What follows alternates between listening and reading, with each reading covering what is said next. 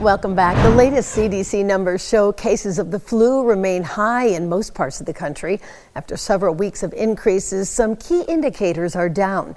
But as Michael George reports, more cases of the virus are expected.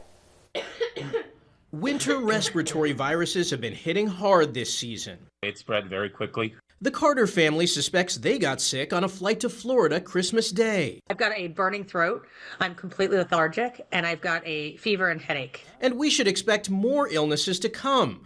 While some flu indicators decreased last week, like hospitalizations, the CDC says it's monitoring for another surge that usually comes after the holidays. Folks try not to seek care during the holiday season. So we see these divots in the surveillance graphs each year.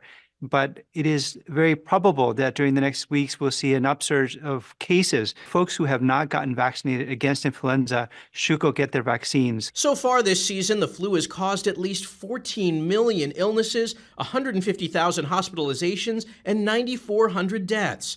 An additional 13 pediatric deaths were reported, bringing the total number to 40. Kids who do go on to get hospitalized or die from respiratory illnesses are much more likely not to have been vaccinated than other kids. You can dramatically reduce the risk by getting them vaccinated. CBS News medical contributor Dr. Celine Gounder says lots of COVID-19 is circulating right now. The good news is we don't seem to see a big increase in hospitalizations at this stage.